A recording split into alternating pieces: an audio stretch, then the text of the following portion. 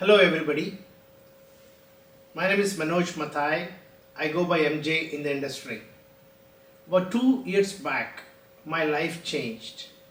Many of you are aware, in August 2023, I was diagnosed with very aggressive form of kidney cancer. It was stage 3, grade 3, and there was a potential that this could be stage 4 as well. My life actually changed when the doctor gave me the news. I was completely healed in 17 days, and I wanted to share my story about how this thing happened. Hey Lisa, how are you doing? Good, how are you, I MJ? can't believe it's been how many years now? 7 years. 7 years we've been working together.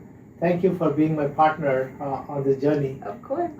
It's been a great journey. Any thoughts about the journey that we have had together? It's been amazing. It's been a great 7 years working with you, MJ. Thank you. Thank you for all of your hard work. You've been a great contributor and great support to me and to us as well. So on August 11, 2023, I was at the doctor's place, and the doctor diagnosed me with stage 3, stage 4 cancer. And I came to the office to collect my laptop, and you came into my office, and I told you about the diagnosis that the doctor had provided. Tell me about that experience, about how I shared, and then what happened after that. Yeah, I definitely wanted to be part of this conversation because it was actually in this office that MJ came and told me about what happened and his diagnosis. And I was shocked. Because if you guys know MJ, he's 24/7 working, amazing. He's like a Energizer bunny. So MJ didn't show any symptoms at all of being sick. So it was a shock. I think when you told me, I couldn't believe it. I was in disbelief. Because how can somebody who looks so healthy have this very, very sad news that you had? But I think we both looked into each other's eyes and we were both stunned. Yeah, that was true. I was absolutely broken. And then you're the first individual I shared that test result with you. But then you saw me walk through the journey after that. Yes.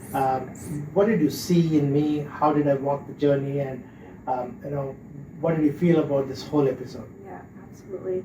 So MJ, he's very, very connected with his faith. And I think just watching MJ and how you interacted with everybody, your family, the doctors, and you just persevered. And you really did such a great job just learning about the cancer, doing everything you could to move forward. And now, as you guys know, MJ is cancer-free. But it's been an honor really watching MJ walk his faith.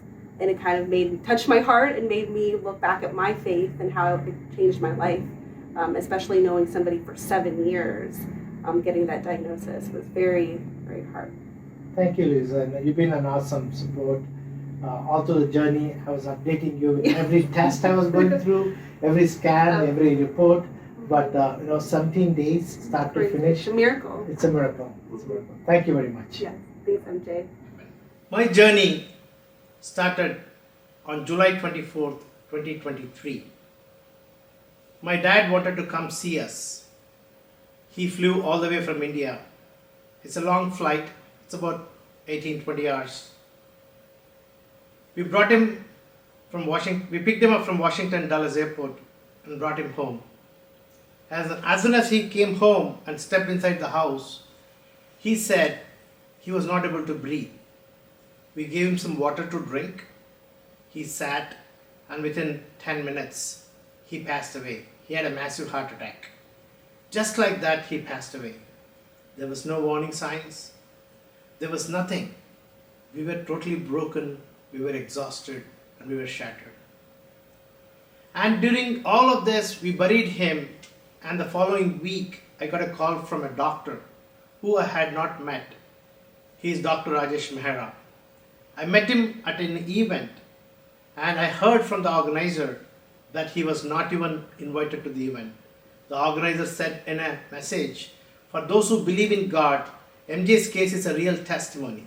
as a doctor I introduced to MJ, was not invited to the event. I met him at the lobby and he wanted to introduce himself to the group and met MJ. This was a miracle number one, where the doctor who was not invited ran into me and gave me his business card.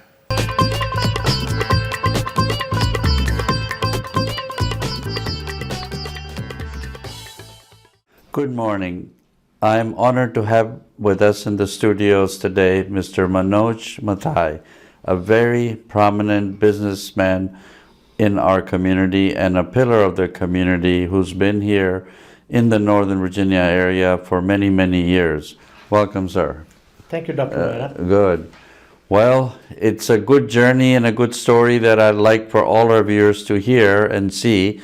But before we start, it's a blessing that you're here today, right? Thank you, Dr. Mehra. It is just because of your help and your follow-up that I'm here today. Yes, yes. So we want to talk about that, how we met, what happened. I was in the hallway of a conference center and somebody said, "Oh, by the way, we're having a meeting today. Would you like to join us?" I said, "No, not really, but what is it about?" And he said, "A lot of CEOs are going to be there." And I love meeting CEOs. You guys are all interesting and prominent. He said, "Why don't you just join us for this evening and see what happens?" And that's kind of how our journey started. He followed up and asked for an executive test that he was doing. I wanted to go and do it, but initially I hesitated. But then he kept calling me multiple times and followed up. On August 3rd, I went for the test. And then on August 11th, he called me and he said, "Can you come to my office? I need to see you." I could sense in his voice there was a concern. And I ran at 10:30 in the morning on August 11th. He disclosed to me I was suffering from a very serious form of cancer. It was stage 3 plus. It was called renal cell carcinoma, grade 3, clear cell carcinoma, which is an aggressive type of cancer. And he also said that there's a spot on the spine as well, which had to be checked. Our life shattered, dear friends. We did not know what to do. I went to Google and I checked on Google, and this kind of cancer, Google indicated that I had maximum life expectancy of 6 months to 6 months to 2 years.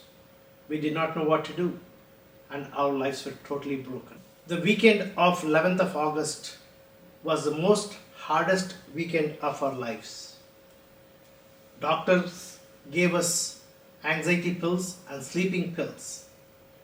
They said that it is normal that people diagnosed with cancer don't get sleep, and we did not know what to do. But there was something going on in our life. I was seeing my wife opening her Bible, falling on her knees, and praying every day and night. I went into another room. I fell down on my knees, opened the Bible, and started praying. I said, "God, I'm just 57 years old. I had dreams to accomplish more things in my life. I had plans. I was not done with this life yet." There were a lot of friends and neighbors and family that came, visited us during that event, and all I could see in their faces was concern, love, and tears. We were helpless. We did not know what to do. And there was only one place we wanted to turn to, is God.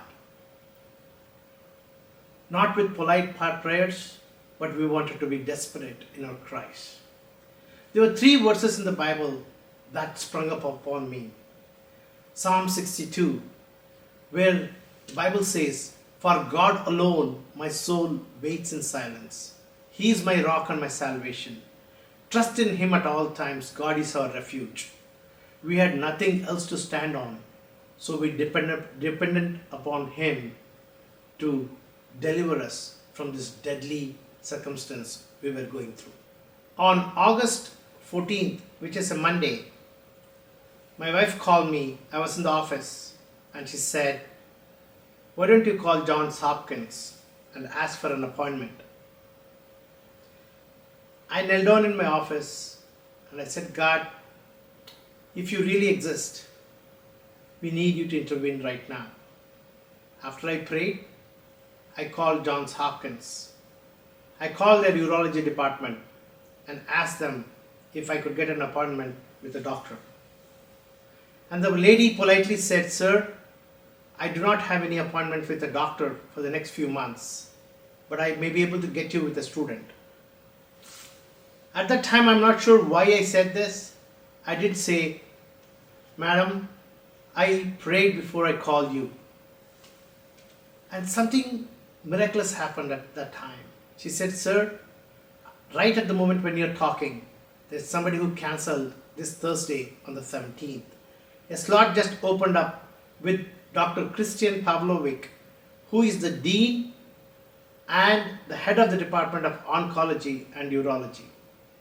And this was miracle number 2, my dear friends. And on 17th, we met with Dr. Pavlovic. He said, "We need to remove the kidney. We need to do a radical nephrectomy." But he said, "I do not have a spot for a surgical procedure in the next couple months." We requested him, but he said, "I will try, but I cannot promise." We came back, we sat in the Johns Hopkins parking lot, and we just cried. We just cried. And we asked God, "Please intervene." At that time, dear friends, as soon as we got on the beltway, we get a phone call from the scheduler, and they said, "We have a spot next Monday for 28th at 5:30 in the morning." I was the first one to get into the surgical room. Dear friends, we were completely broken. We had no place to go. We did not know what we should do. But we felt there was a supernatural presence that was carrying us all along. And in the last 2 years, we have seen the hand of God. After the surgery, Dr. Pavlovic came to my wife and he said, "I do not see any trace of cancer in the lymph nodes. The spot on the spine also came as negative." I got diagnosed with cancer on August 11th, 2023. August 17th, I met with the doctor at Johns Hopkins. August 28th, I had a surgery, radical nephrectomy, removal of my kidney. In 17 days, my cancer was gone. However, the doctor said we need to do more tests, more scans to ensure that cancer has not spread. In the last 2 years, dear friends, I've gone through 34 blood tests and at least 16 MRIs and CT scans together. After first year, Dr. Christian messaged me on my chat, and this is what he said: "These are all negative studies. I would repeat them in 2 years' time. If you'd like to avoid a trip to Baltimore on my birthday, feel free to do so. We really do not need this visit anymore since the scans are clear. Just let me know so I can give the slot to an acute patient if need be." My dear friends, I recently had my second year check. My oncologist, Dr. Argon Chin at Innova Shar Cancer Institute, shared this message. Go ahead. Hi, I'm Jeannie Argonching, and I'm Mr. Mathai's medical oncologist, and he has had a wonderful journey, you know, not always the best initially with the diagnosis of, you know, kidney cancer, but he has weathered things through. He's doing very well right now. We've been just doing a surveillance scan follow-ups, and I'm glad to say 2 years later and going strong, and I want you all to have hope as he did, you know, and faith in the medical community, and faith up above. Thank you so much. Thank you. There is no signs of cancer. There is no reoccurrence. 2 years after what was supposed to be a fatal diagnosis, I stand today in remission, completely healed. What goes from stage 3 cancer with possible spread to completely cured in 17 days? Only God had to intervene. I have an email that you can send to me, and the email address is on the screen. And thank you for walking the journey with me for the last 2 years. In 17 days, I went from stage 3, stage 4 cancer to no cancer. God has been good. Thank you. I would like to close by sharing what's in my heart. I was chasing dreams, professional excellence, titles, corporate accomplishments, flying high, doing all the right things, all of us do. And then there came an event in my life. My whole life came to a screeching halt.